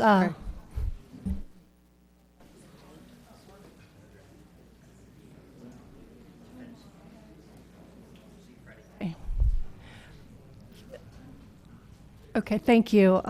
I wanted to make sure we could all hear. Thank you. In discussing this item, the library currently has coffee cart I'm services. sorry, excuse me. We're trying to continue. Thank you. Thank you. We have a coffee cart service contract with Los Gatos Roasting Company, which is set to expire at the end of June this fiscal year. In anticipation of that, we put out an RFP for 2 weeks, focusing on local businesses, and about 16 businesses in Los Gatos, and then a couple businesses outside in San Jose, Saratoga, and Cupertino. We received no bids, and a couple of the companies that reached out to us said that they were not interested at the time. The Los Gatos Roasting Company owner, Terry Hope, also expressed her reasons why she was not going to continue and renew the lease at the library, mostly due to low profitability and sustainability. And we, at this time, want to request that we repurpose the space. We no longer have a coffee cart service, but create the space for the Friends of the library, for them to better connect with the community, have another site to show their location of the bookstore, and just kind of connect that way. The library will also be promoting our local businesses. We currently have Cafe Dio, which we recognize tonight, and they are really accessible from the library. Thank you. Any questions of our library director? Seeing none, this is a public hearing, so if anyone would like to speak on item number 12, you're free to do so.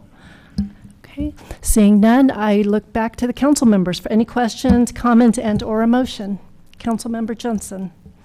I'd like to make a motion that we discontinue the coffee cart services in the library and repurpose the space at the discretion of the library director for its best use. Second. Okay, any comments? All in favor? Aye. Aye. Passes unanimously 4-0 with Councilmember Leonardis absent.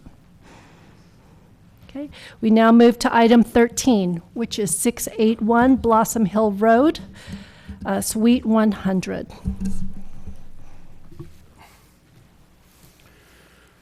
Thank you. Good evening, Mayor, council members. Before you this evening is a request to modify a conditional use permit for Friends of Pizza. The request is to add the opportunity to have on-site beer and wine service. The Planning Commission reviewed this application in April of this year, and after considering the application, they actually recommended the town council approve this application. Therefore, staff's recommending that the council adopt a resolution granting the request to modify the conditional use permit to allow alcohol in the form of beer and wine in conjunction with meals for Friends of Pizza. And there is a resolution in your staff report, and that concludes staff's presentation, and we're here to answer questions. Thank you. Council members, any questions of staff? Seeing none, is the applicant present? I believe the applicant is present. They may not have filled out a card. Okay. Would you like to speak to this item?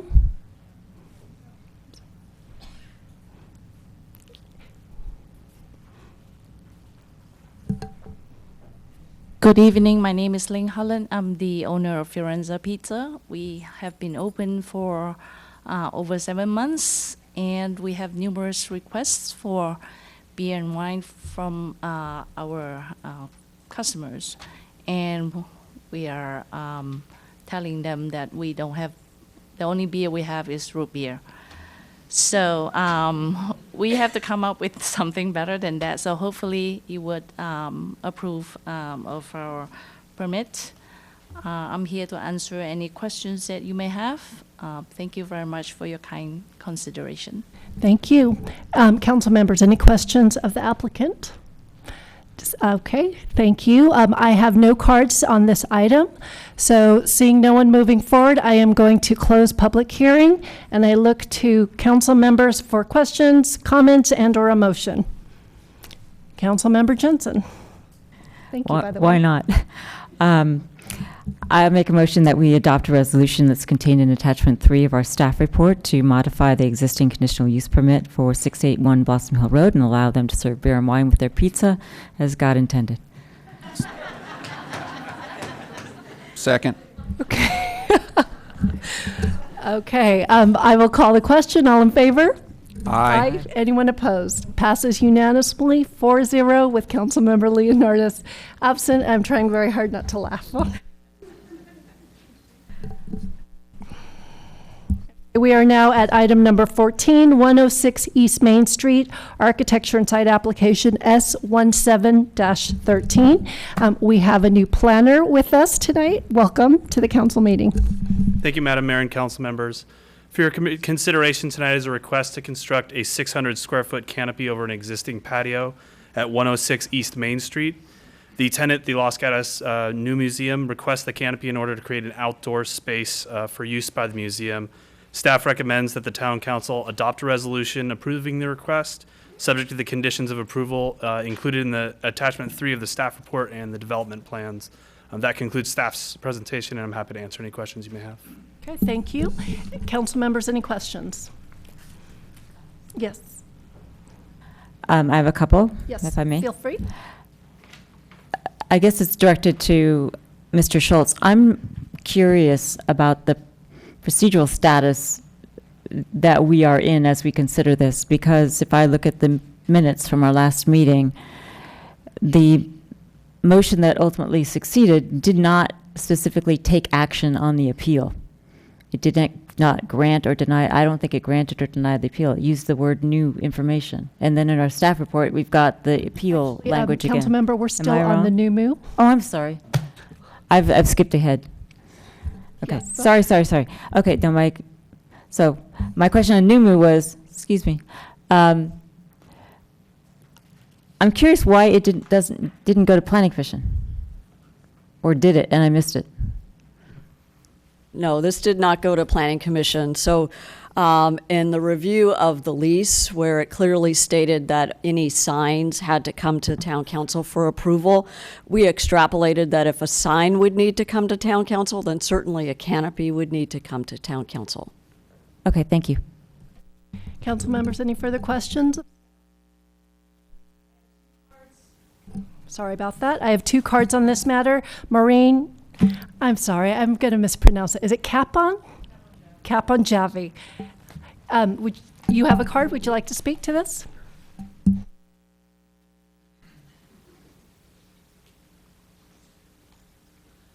I'm Maureen Capon-Javi, and I'm the Deputy Director at NUMU. The NUMU courtyard deck has much potential and little use as it currently exists. If we receive the permit to install the canopy, not only will our usable space grow, but how we use our space will be greatly improved.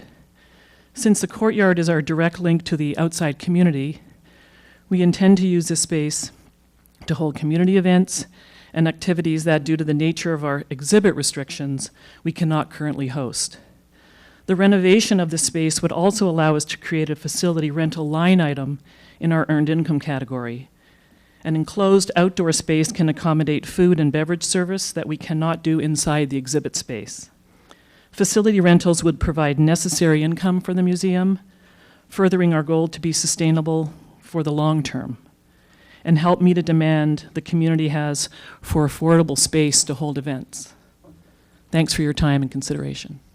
Thank you. Any questions? Yes, Councilmember Spector. Thank you. I'm going back in my mind and thinking about your diagram. Will this this covering be over what is currently a walkway? It's over an open air patio that, if you're on East Main and you look over the sign area where we have the patio, that's where it'll be installed. So it won't be covering any doorways. It'll be installed kind of between us and the Friends of the Library ceiling wall. All right, what I'm trying to understand, and thank you, Mr. Rennie, for the diagram here, is it going to be covering an area that is a NUMU area or an area that is a public area? And I don't know the answer to that, and I may have to go to the town attorney, but I'll start with you. Well, I don't know either. So Master Schultz, if you can respond to that when we close public testimony? Unless you, Ms. I have no Councilmember further Spector, you need questions. that? Thank you. Okay, thank you. Oh, I'm sorry, you have one more, Councilmember Jensen? I'm just curious what the cost of the installation is. I don't know that. There's people here that do know that. I can't answer it. So if somebody can answer that, I'd appreciate it. And actually, I do have a card for Mr. Davidge, who is the applicant. Are you able to answer that question?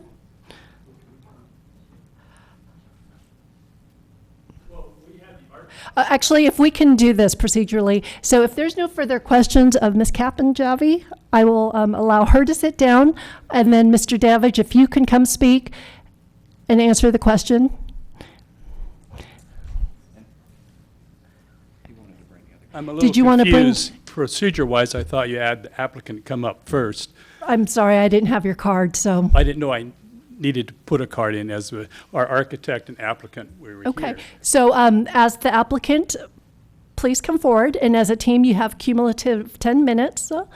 And you heard one of the questions just shared, and if you may do that at the end of your 10 minutes, or you can incorporate it into your comments. So. Well, the cost on the bid is between $19,000 and $25,000, and we have a donor that is willing to do that because he feels it will really activate the museum in order to bring in more revenue.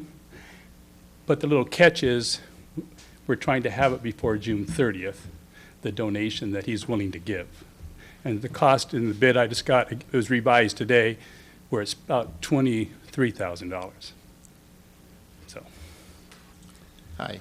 I understand the other question was. And if you could please identify yourself. My name is Mehdi Dalman. I represent the architecture firm that is doing the drawings for the canopy. The question was if the proposed canopy is over the existing patio, a patio that is existing and in use for a new museum. My understanding is yes, it is.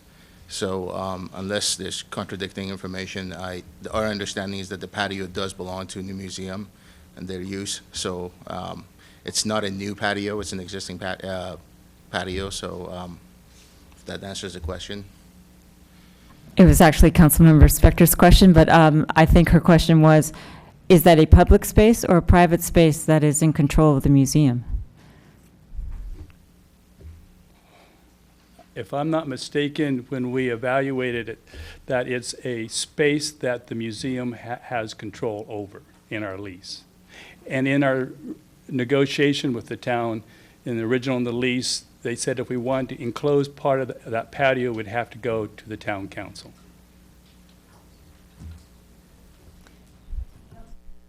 Thank you, Madam Mayor. A question for the architect. So in my unexpert view, it looks like the architecture fits nicely with the building, but since you're the architect, do you have any justification for why this design works well with the building? Well, as you're aware, there's a 17-inch concrete band that goes around the perimeter of the building, and the shape of the canopy, the balance proposed, is in keeping with that look. So as you can tell from the renderings that we provided, from this either main or the side street, you look at the proposed canopy, it's basically non-existent. You can't really even see it. Because it ties into the building. The color that was selected was also a reason to match that concrete band that goes around the top of the wall at the roof. So it's Okay. pretty straightforward, very simple. Yeah. All right, thank you. Okay. Any further questions? Councilmember Jensen. I just want to make sure that I understand that part of the reason that you're, or maybe the entire reason that you want to install the canopy is to rent that space to third parties for use for events? Or is it as a revenue stream, or is it to use the space for the museum? Well, it's to, I say, is to activate that outdoor patio for many reasons. And when it's sunny, like we've had some people out there the kids trying to work, but it's just really hot. Or in the winter, when it's raining, if we have kids out there, they can be protected by the rain. Also, it could generate revenue for if we want to host events where we can have outside there, if there's some wine or the food that's out there can be protected by the canopy. So they have more space in the museum for the exhibit space, and so that would generate revenue for the museum. Okay, so you're envisioning events that are put on by the museum. You are not envisioning renting the space to a third party to use that museum space for an event, or are you? Well, we're allowed on our lease to rent out to different organizations if we choose to. And Mayor, staff will be ready to answer some of these questions after public testimonies. Thank you, Manager. And I hope I'm accurate. Okay. Council members, any further questions? Okay. And Mr. Devich, I do apologize that I did not call specifically the applicant, but thank you for correcting that. It was new to me to do this, so. Thank you. Next speaker, Jan Schwartz.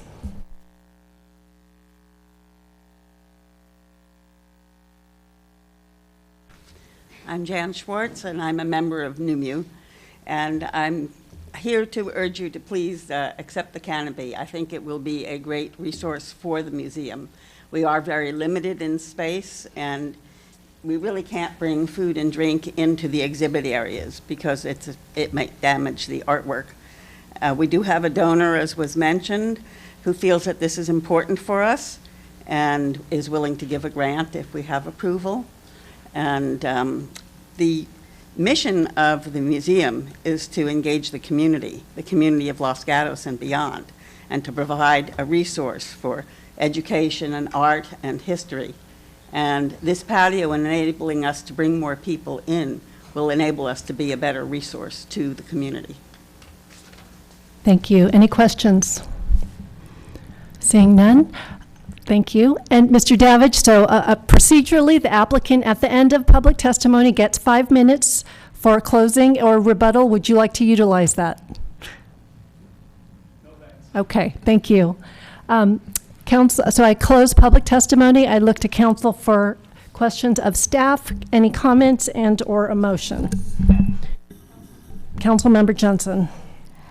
Question for Ms. Ravetti or Mr. Schultz, whoever. The two questions were, is that a public right-of-way, essentially, that space? And my question is, does the lease allow rentals to third parties? So the lease premises is 11,600 and I think it's 40 or 4 square feet. It does not include that patio area. So their lease premises do not include that area. It's considered a shared space, so they can use that area along with the Friends of the Library. The conditional use permit talks about it potentially being a sculptured garden at one time.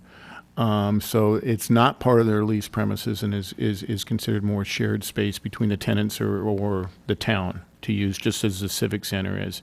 It requires, if they're going to use that space, to go through a procedure where they have to notify the town and receive town manager's approval for any events that are going to use that space.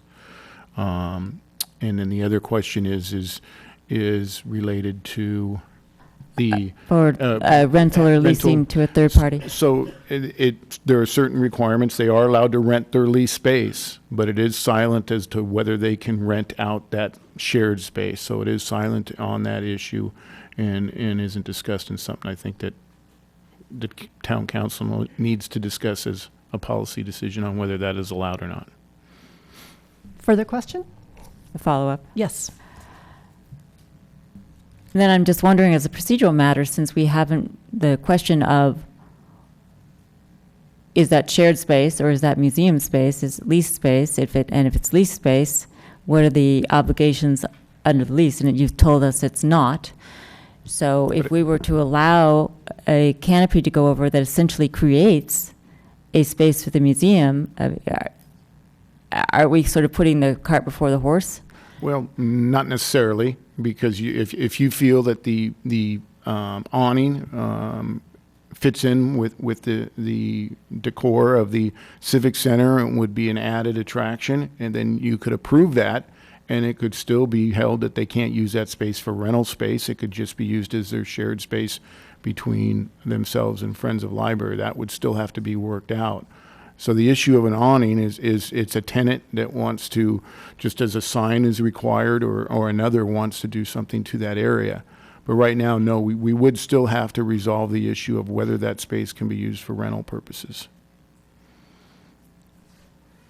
And for example, and I hate to have to already bring back a policy, you just did your update on your policy for the Civic Center, and it specifically talks about the Civic Center Plaza area, and it cannot be rented out. So that's one of the issues that we'll have to look at when dealing with this area. Councilmember Spector. Thank you, Madam Mayor. For staff, either for the manager or the town attorney, right now we do not know, from what I hear, whether that walkway over which the awning is being proposed is what its status is. So let's say we approve the awning. Let's say the awning goes over the walkway. What I'm hearing is that I could make a proposal, or somebody in our community could make a proposal to the town to use that awning walkway for an event. Is that accurate? It would have to fall under our policy that you just passed, in my opinion, but I think it needs to be brought back to council for clarification as to the Civic Center up above. We talked about that plaza area right above us. And to me, that's the same area, even though it's that balcony area, it's the same. It's a shared space between the public and the two tenants that are using it. But it's not that clear to specifically include that area. I understand that you're saying it's not clear whether or not it's part of the policy as the area above our heads here.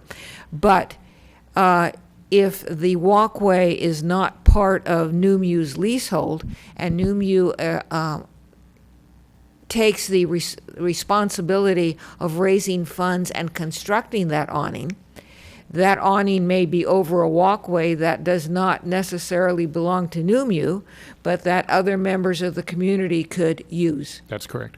Okay, that's what I needed to know. Thank you. Council members, are there further questions of staff? Any comments? Yes, Manager Pravetti. We just wanted to note that one of the proposed conditions of approval did not make it into the draft exhibit this evening, and it's referenced on page 3 of your staff report under fiscal impact, that in the event that the lease with NUMU were discontinued, NUMU would be responsible for the removal of the canopy and remediation of the existing building to the satisfaction of the town manager pursuant to the existing lease agreement. So it made it into the staff report, but it didn't make it in as a condition of approval. And so if the council does decide to approve this evening, we respectfully ask that that condition be added. Thank you. Thank you for catching that. Yes, Councilmember Johnson. So this actually isn't a motion, it's a comment, because I'd like to see where other people stand on this. I have a lot of difficulty in, given what the museum has represented, how they would like to use this space. It's clear that they consider it to be a museum space that is going to activate the museum, that is going to allow them to have a revenue stream, that is going to allow them to do various things. However, what I'm hearing from our attorney and our manager is that that is a public space, not a museum space. So the problem I have is that we haven't considered that question. It's not specifically in our public space policy. I know the policy committee and the policy that the council adopted was generally, the notion was that the Civic Center was for the public. The lawn was public. The council chambers could be used under certain circumstances for certain nonprofits, but essentially for the benefit of the public, for the benefit of education, for the benefit of things that were generally for the town as a whole.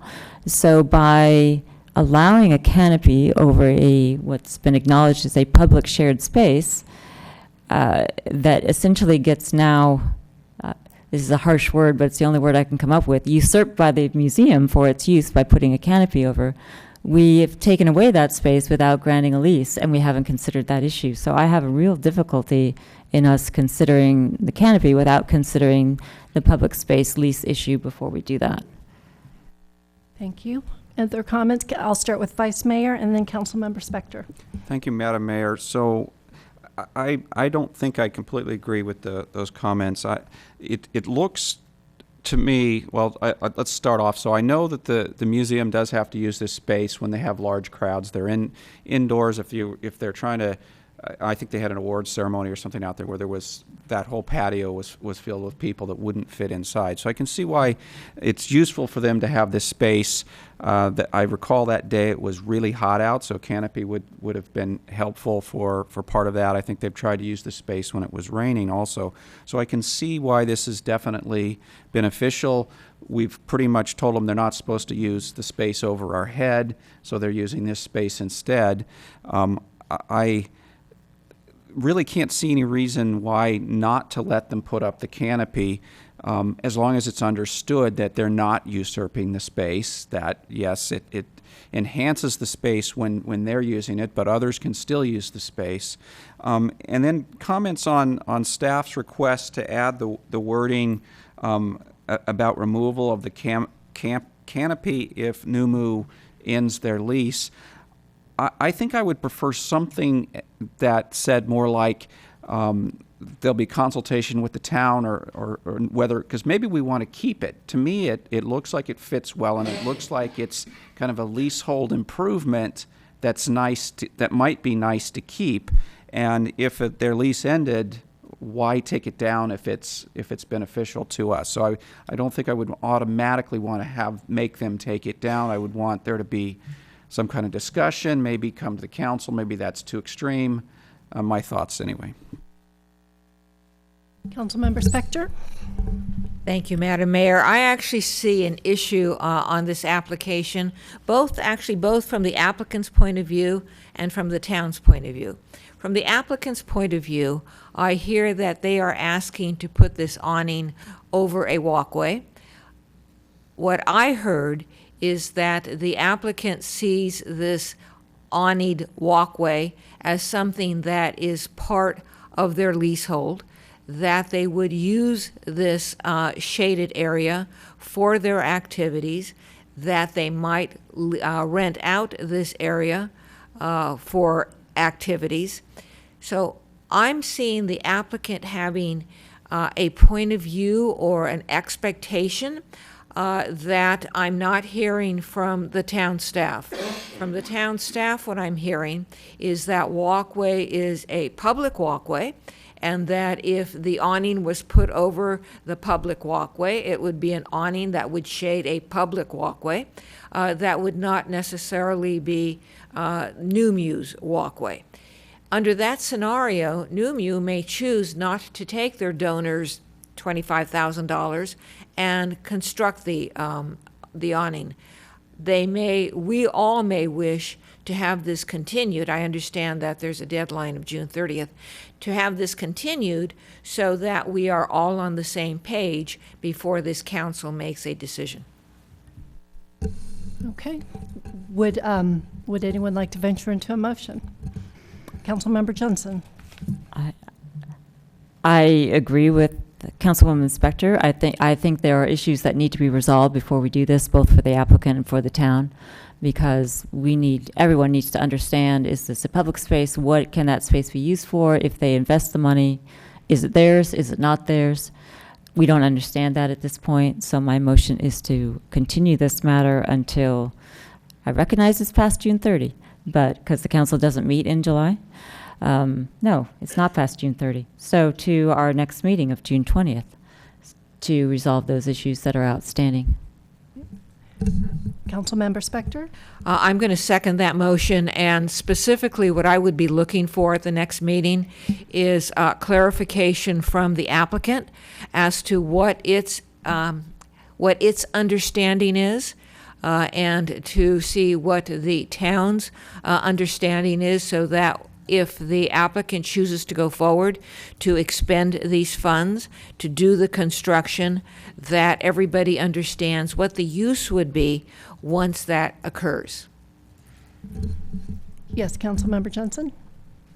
And to add that I think that it would be important for us to get the applicable lease sections and the applicable policy on use of civic center space. Okay. Any further comments? Calling the question. All in favor? Aye. Anyone opposed? It passes 4-0. I'm sorry. Yes, Councilmember Spector. No, you shouldn't be sorry. Thank you, Madam Mayor. I may have missed this. Did we continue this to our next meeting? To June Okay, 20, good. correct. Thank you. So it did pass 4-0 with Councilmember Leonardis absent.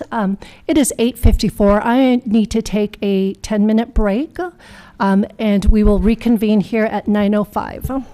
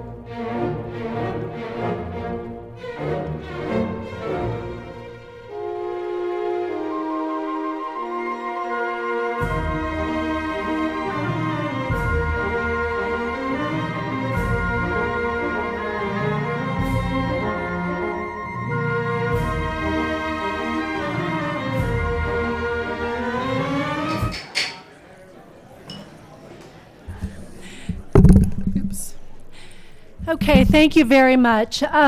Before we move to item number 15, I want to let the council know that we did receive a request from the applicant to, my mind is blanking, to move a continuance to a next meeting where we have 5 council members present.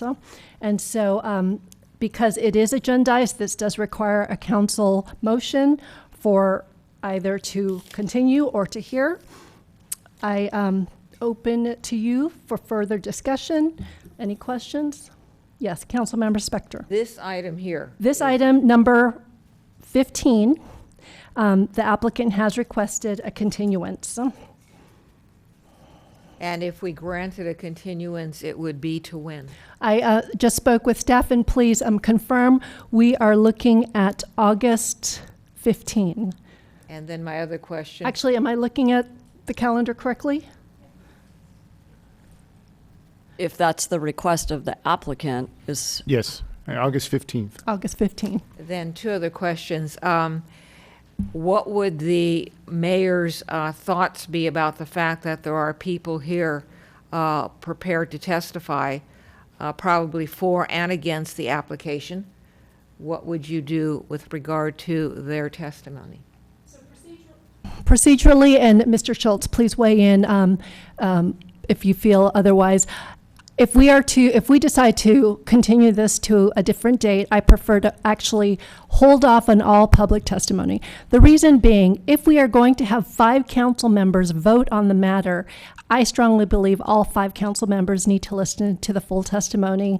And if we start and stop, I don't think it would be I think it'd be a disservice. Yes. I agree. And so then what is what will happen if we get to our next meeting or whatever date you said, and we don't have 5 council members, whether it's Mr. Leonardis or me or whomever?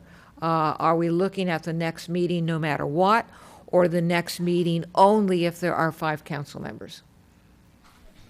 That's actually a very good point. Mr. Schultz, I look to you. Procedurally, how many times have we continued something? So I'll step back just a little bit, and that's really the reason why the applicant told me why they want the continuance, is they'd like to have all 5 council members hear this item. So it is my opinion, like you stated, if you are going to continue it, that you do not take public testimony, because during our public testimony period, you do ask not only the applicant, but you ask the public many questions, so he wouldn't be able to participate in that. So I recommend that you do not take public testimony tonight if you are going to continue it. Certainly, I don't know, you can continue it as many times as you want.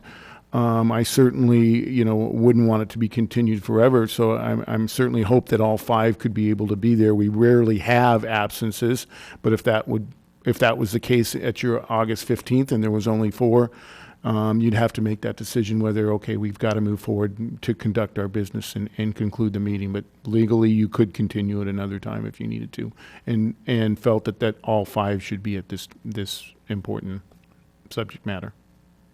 Any further questions? And I'd also add that we have collected the cards for the people that are here, and that it will be part of the public record if, in fact, the continuance is granted, to show that you were here and were ready to speak. And also, we will be taking written comments in addition if it is continued all the way up until the next meeting.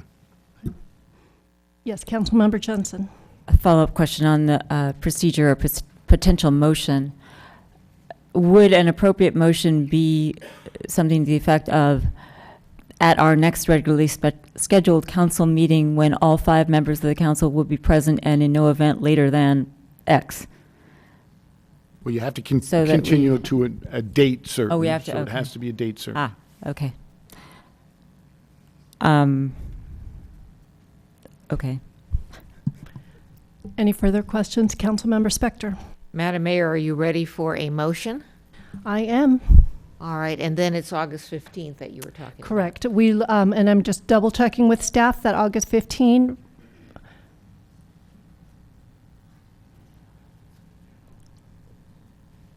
that is our understanding, and we may have to look at some other council agenda items that are already scheduled for that date, but that's something we can do offline. Okay.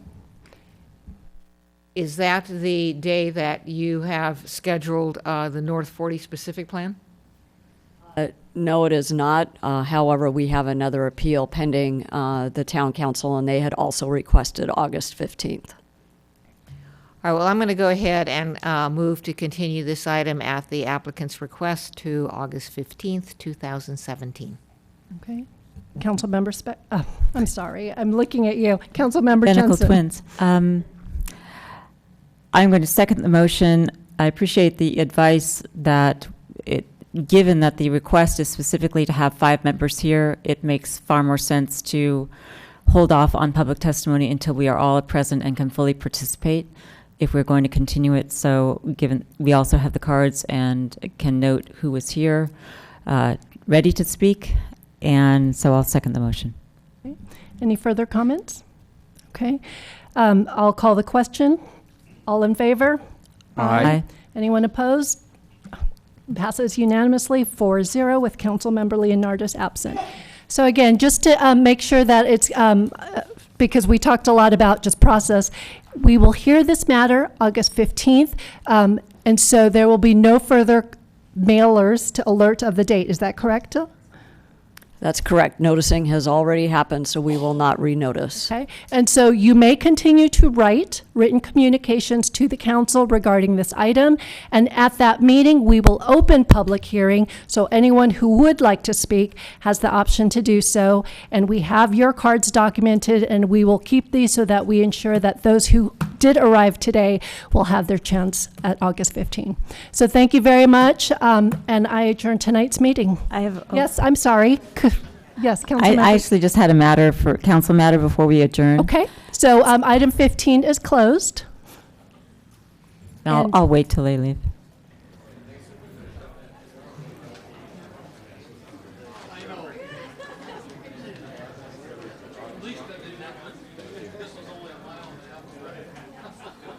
So hang on. Okay, so I'm going to go ahead and ask for staff, and I'm going to talk loud so that everybody can hear my point. So the issue I want to raise is that given how the meeting went tonight, and that we spent a lot of time on verbal communication, things that were not on tonight's agenda, and there were a lot of people who are here counting on the agenda, that we consider whether or not it's to move verbal communications so that we do not jeopardize our given agenda. So if we have, I don't want to quash anybody's right to speak, but timing may be appropriate given that you're prejudicing potentially those people that are actually scheduled to be on the agenda if you have a very lengthy verbal communication period. So I'm just suggesting on the record that I hope the council or the policy committee will take that up. And I'm curious, Mr. Schultz, if you have any, is that a bad idea, good idea, indifferent idea? It doesn't matter. They all have pluses and pros and cons, pluses and minuses, but I'm certain that if the policy committee could look at that, we could look at all the different jurisdictions and the way they address that, because there's many different ways you can address it. We wouldn't be the first jurisdiction that would be dealing with this issue. Okay, any further council matters before I adjourn? Okay, thank you very much, council members. I will see all of you June 20.